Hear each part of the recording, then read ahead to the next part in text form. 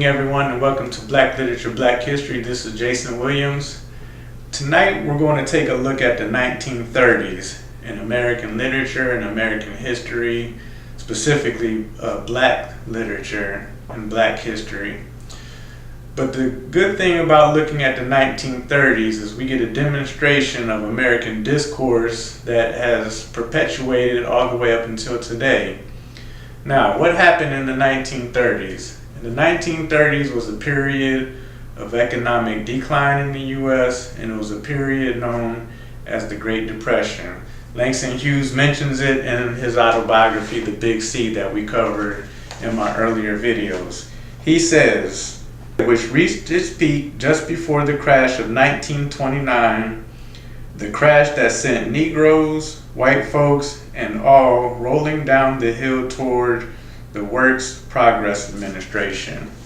So there was an economic or a stock crash in 1929, which sparked the Great Depression of the 1930s. Now the United States was in the Great Depression, but Europe as well was affected in the 1930s, and we get that from the literature that we read in The Ways of White Folks, where Roy Williams was returning to the U.S. to see his mother. Now, before he returned to the U.S., we get a description of what Europe was going through during the 1930s, and I would like to read that as well as a review. Now, The Ways of White Folks was published in 1934, and it says here, "But the glittering curtains of Roy's jazz were lined with death. It made him sick to see people fainting in the streets of Vienna from hunger, while others stuffed themselves with wine and food. And it made him sad to refuse the young white women trailing behind him when he came home from work late that night, offering their bodies for a little money to buy something to eat. In Vienna, Roy had a room to himself because he wanted to study and keep up his music. He studied under one of the best violin teachers, but it was hard to keep beautiful and hungry women out of his place who wanted to give themselves to a man who had a job, because in return the man might let them sleep in his room or toss them a few bills to take home to their starving parents. Folks catch hell in Europe, Roy thought. I never saw people as hungry as this. Not even Negroes at home. But it was even worse when the orchestra moved back to Berlin. Behind the apparent solidity of that great city, behind doors where tourists never passed, hunger and pain were beyond understanding, and the police were beating people who protested or stole or begged. Yet in the cabaret where Roy played, crowds of folks still spent good gold. They laughed and danced every night and didn't give a damn about the children sleeping in doorways outside, or the men who built houses of packing boxes, or the women who walked the streets to pick up trade. It was in Berlin that the sadness weighed most heavily on Roy, and it was here that he began to cough."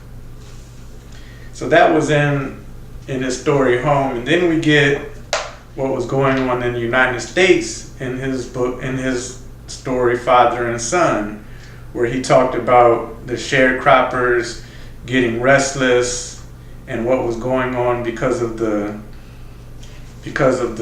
Scottsboro Boys case and the Camp Hill shootings, which I did 2 previous videos about that as well.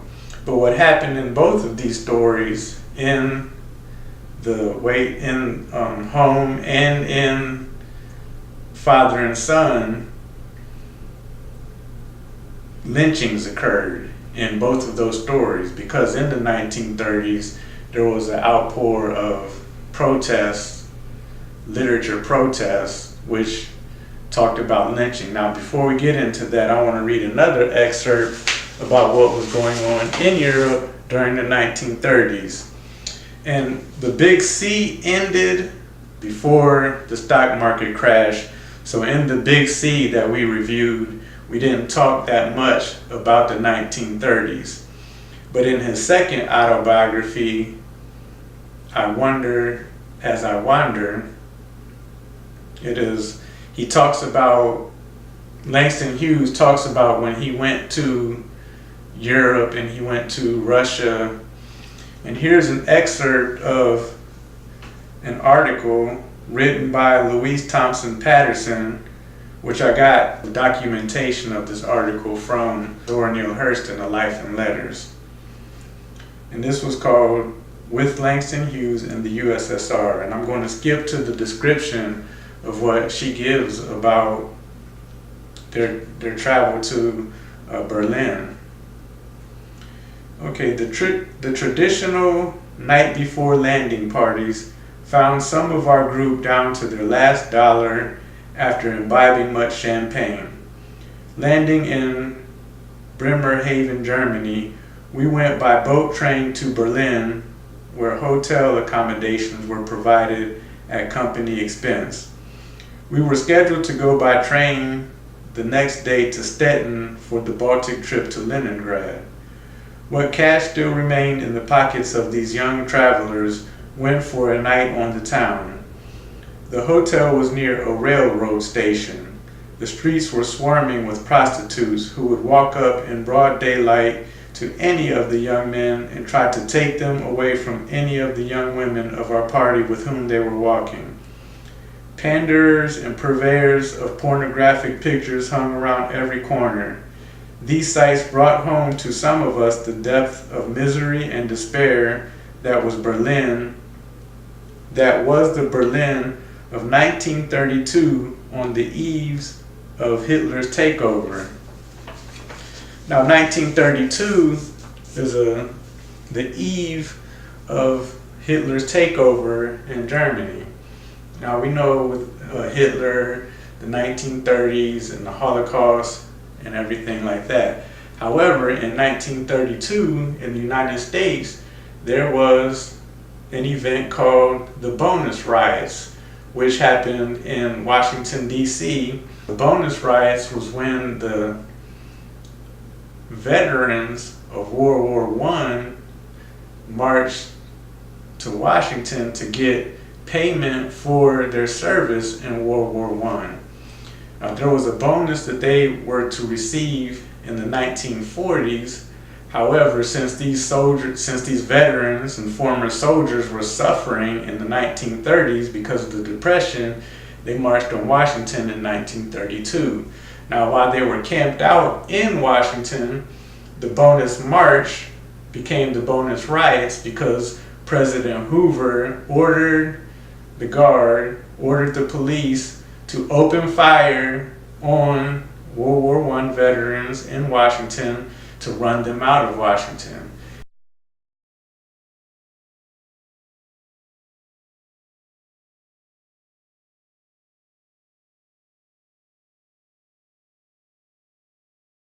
And Langston Hughes also makes a reference to that in the same story that I read in Home. And he said the night that Roy Williams landed in New York, the day that Hoover drove the veterans out of Washington. So 1932 was a year when America and Europe was suffering. Now back to Europe. In 1936, that year was Hitler's Olympic Games, the Nazis' Olympic Games, or the Berlin Olympics, however you want to say it, but it was the Nazi Olympics. And that is a significant period in time because during that period of time, the black athletes from the United States traveled to Germany and totally dominated the track and field sports of that time period. And everyone knows that in the Olympics, track and field is the meat of the Olympic Games. Now, the United States didn't win the Olympics. Germany ultimately won the Olympics. However, black people won gold medals in all the track and field events. And you can look up that information, the Berlin Olympics, in the United States Holocaust Memorial Museum online. It's ushmm.org.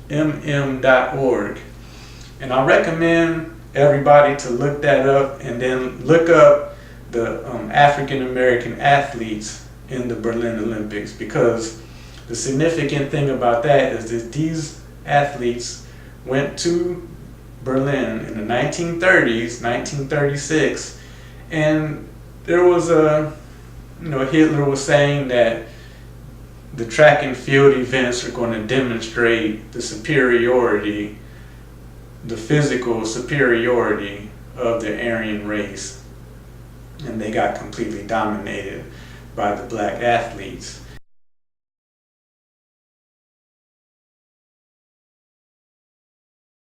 And the United States was hooping and hollering and in praise of the win. However, when these athletes got back home, they were still treated as second-class citizens, and they received nothing, absolutely nothing when they got back. No type of praise, no special treatment, absolutely nothing. And there's videos interviewing athletes, black athletes who participated during that time, and the terrible taste that they had in their mouth when they got back from the Berlin Olympics, and to the point where they almost wished that they never went there in the first place. Because no matter what black people do overseas, fighting wars, winning gold medals for the U.S., putting in work for the U.S., when they get back home, they don't receive any thanks for it. And that excerpt that I read about the young actors in Berlin, they ended up traveling to Russia, and there was a play that they were supposed to do in Russia that never came to fruition. However, out of about 20 black actors, only a few of them, like 3 or 4 of them, ever left Russia to return to the U.S. So they wanted to stay in Russia because overseas they were getting better treatment there than they were receiving in the U.S. So many of them said, well, why will I return to the U.S. when I can just live out my life as a regular, normal human being here? And we're going to get into that later, about whenever we get into I Wonder As I Wonder by Langston Hughes, the second half of his autobiography. Now, what the 1930s demonstrated in the U.S. as far as discourse goes is that in the U.S., during times of economic decline or depression, white people take out their frustrations on black people in the form of murder, in the form of lynching, in the form of murder. If you look up statistics online about lynchings, you'll see like many of the statistics are unreliable as far as like pure numbers. The numbers might change a little bit from this state to that state, or this region from this region. However, one thing is constant. The number of lynchings in 1929 doubled in 1930. Most of the statistics, the most widely used, are the statistics on the Chestnut Archive. The Chestnut Archives are the archives that most people use to look up the lynching statistics of the United States. Now, the Chestnut Archive show that in 1929, the year of the economic decline, 7 black people were lynched. Then in 1930, when everyone was feeling the decline across the United States, when we were in the Great Depression, 20 black people were lynched. Then the following year, 1931, 12. Then there's a decline in 32 of 6. But then in 1933, there was 24 lynched. Now these are the documented lynchings. Now, it's hard to follow documented lynchings because lynching in itself is unlawful. So therefore, it's not like someone is just sitting there taking stats and sitting there writing about lynchings. We know that there was way more lynchings than 6 lynchings in 1932. And actually 2012, 6, and 24, we know that there was a lot more lynching going on throughout the United States than that. And that is where the protest literature comes from that we were reading in The Ways of White Folks. And then if you looked at one of my first videos, I had the music playing of Strange Fruit, which was written in 1937 by Abel Meerpool. He was a Jewish man. He saw the photo of the 1930 lynching in Marion, Indiana, the double lynching in 1930 in Marion, Indiana. It's a famous picture, and I'll show that on this video right here.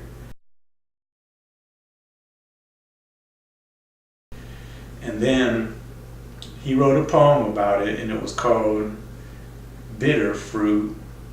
And then he gave it to Billie Holiday to sing it as a song called Strange Fruit. And Billie Holiday adopted that song to close out her concerts with that song.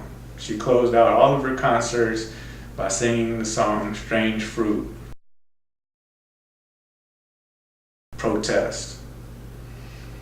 And you can look up that song online on YouTube. It's very eerie song. And there's also a book called Strange Fruit, which shows the reactions of the crowds and the reception and some of the history of that song. Now, some of the information in Strange Fruit is flawed because Billie Holiday, during her time, during her life, she was on drugs and her mind got a little bit messed up, and she talked about her having written the song and owned the song, but the song was written by Abel Meerpool. And it's a rejection. It's protest literature against lynching. And in The Ways of White Folks, Langston Hughes has a couple short stories protesting lynching.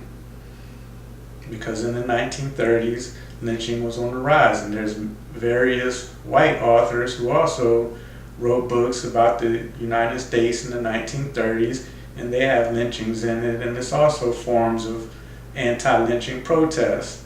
In the 1930s, when the Scottsboro Boys were on trial, there are many, many articles across the world denouncing the U.S. for wanting to lynch those 8 boys that were in jail accused of raping some white prostitutes, which didn't even happen. And with the help of the Communist Party funding and getting lawyers, they were saved from lynching. But that Scottsboro Boys case brought lynching to international level across the United States. And also it had prompted the Camp Hill shootings that I did videos about lynching in the US. Now, what does that have to do with today? Well, today, a few years ago, when Barack Obama took office, the U.S. was in a state of economic decline. And we still haven't fully recovered from that decline. But what happened in these past few years?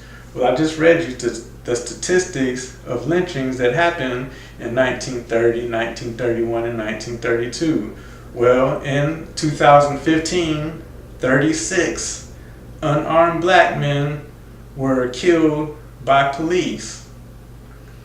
And in 2016, 16 unarmed black men were killed by police. It seems that during economic decline, while Obama was in office, white people were taking out their frustrations on black people, and they still haven't recovered, which is the result of the president that we have in office now, Donald Trump. And I don't even have to talk about what's going on with the white supremacy groups and the not Hail Hitler, but Hail Trump, which is the same thing. If there was never a Hail Hitler, they wouldn't be saying Hail Trump, it would be something else. But it's the same thing. Nothing has changed in American discourse. This American discourse is ingrained in American society. And I don't care what you say about the numbers of people who voted for Hillary or who voted for Trump. Trump was elected president, which means that the majority of the population of the United States voted him into office because they agree with everything that they saw in his campaign. And if you look at the movie, The 13th, it shows Donald Trump's rallies side by side with the civil rights movements and the things that were occurring during the civil rights movements of black people getting beat up and punched and everything was actually occurring at Donald Trump's rallies. So if you voted for Donald Trump, you were supporting all of the negative and all of the civil rights negative backlash against black people back then.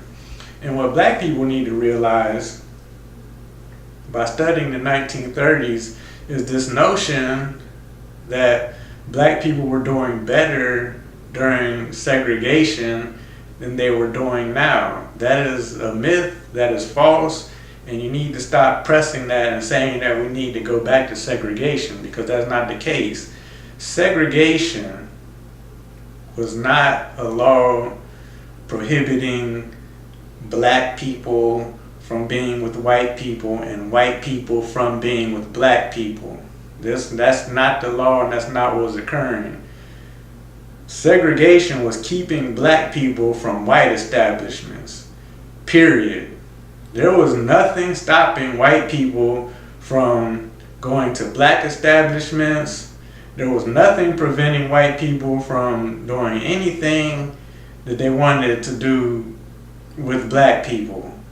So stop talking about we need to go back to segregation, because that's not the case. If you look at these books that we read, they'll show you that when the white people decided to go down to Harlem and go to those cabarets and close some of those cabarets down or bar black people from going to their own cabarets, they went down there and did it. So black people, it wasn't like black folks were running the black sections, by their own free will, and white people were running their part of town. No, white people were running everything in the U.S. So stop talking about we were doing better under segregation. And you might look at the economics and say, well, the economic gap between blacks and whites was smaller during the segregation. Yeah, but when you got to look at all the other factors too. You can also say that there's more slavery right now.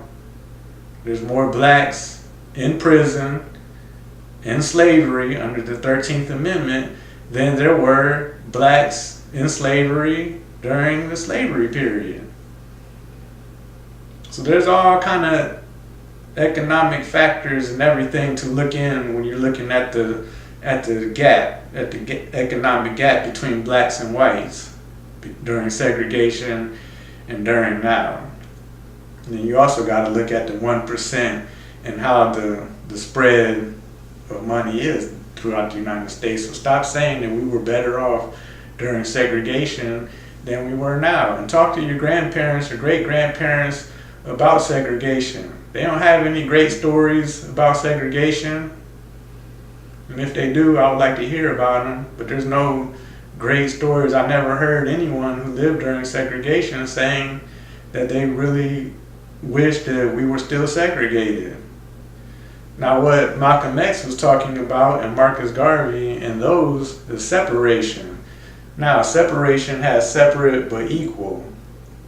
And that's something different. Separate is what the Europeans did when they left Europe, because they felt that they were getting discriminated against and came to the quote New World and started killing the Indians. But they separated. by their own free will. So segregation and separation is two different things. So if you want to have that discussion, first you need to get the terminology right, because as soon as you mention segregation, that's separate, unequal, and that was blacks being barred from white establishments, not any control over the white establishment as far as them attending our establishments. So if you want to have that conversation, or if you want to talk about what Malcolm X and the Garveyites and the separatists, that's separation, not segregation. So that's a point that just needs to be made, because I hear a lot of times black people talking about we were doing so well under segregation, but that's not the case. So when you look at these books and you want to read about the 1930s, you'll see the Great Depression. Many of the stories are sad stories, even The Grapes of Wrath, which is a very famous book of the 1930s, which many of the imagery that you see in The Grapes of Wrath actually occurred at the Bonus March. And the Bonus March was an integrated march. There were whites and blacks as World War I civilians that marched on Washington. And you can pull up the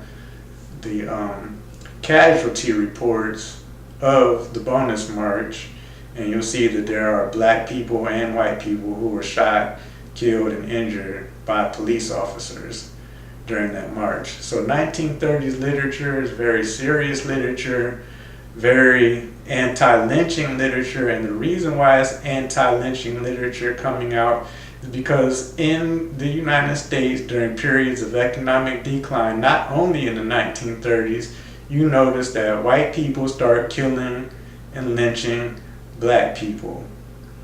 So that is why we have these stories. That's why we look at history, and we need to know this history so we don't repeat the mistakes that we made in the past.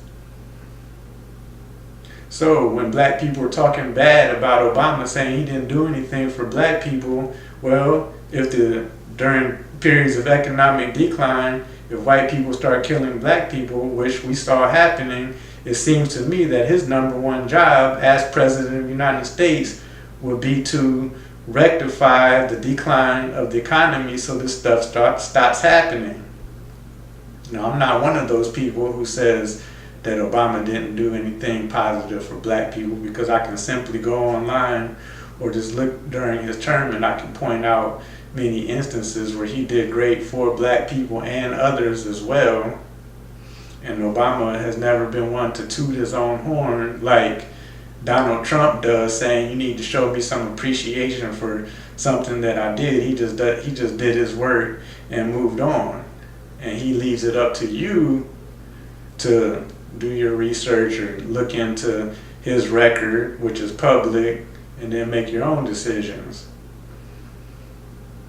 But in periods of economic decline, those are the worst periods for black people. Those are bad periods for the country. They're worst periods for black people. So the economic decline that we witnessed when Obama was president was worse for black people than it was for white people. And the biggest job of the president during that time, Obama, is to make sure that we didn't go into further decline, because the more decline that the U.S. goes in, the more black people get lynched.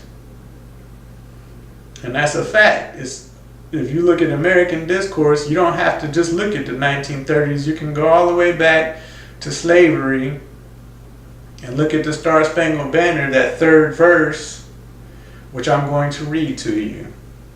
Okay, the third verse of the Star Spangled Banner. During a period of time where the U.S. was at war, struggling, and during this struggle, they dedicate a whole verse in the Star Spangled Banner to killing black people. Which is, and you'll notice that if you look in periods in history, if you look, just go online and look up lynchings, you'll see that during these lynchings, it was always a celebration. So they celebrate killing black people. And even today, when those cops shoot black people, and even when Zimmerman killed a black person, killed Trayvon Martin, they get millions and millions of dollars in donations. So they still get celebrations when they kill black people, and nobody gets punished for it. So even in our Star Spangled Banner, which we should all kneel and never salute this, it says in the third verse, "And where is that band who so vauntingly swore that the havoc of war and the battle's confusion, a home and a country should leave us no more? Their blood wasn't washed out, their foul footsteps pollution. No refuge could save the hireling and slave from the terror of flight or the gloom of the grave. And the Star-Spangled Banner in triumph doth wave o'er the land of the free and home of the brave."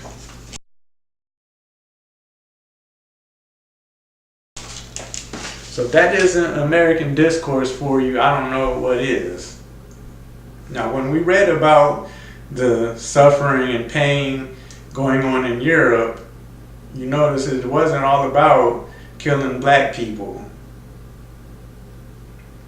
And I did do research, and I did do a paper or a presentation on blacks in the Holocaust, and it wasn't a slaughtering of black people, black Americans like you see here. Now there were some castrations and killing of Africans. There were German colonies in Africa who had people of African descent or black Africans who were in positions of power in Africa, and they tried to maintain their power, and they tried to move to Europe and Germany and places during the Holocaust, and they thought that they still had positions of power, and then they got killed. But that's a different story. But Star Spangled Banner, 1930s literature, 1930s history, American discourse during times of economic decline have not changed. This is Black Literature, Black History. Have a nice evening.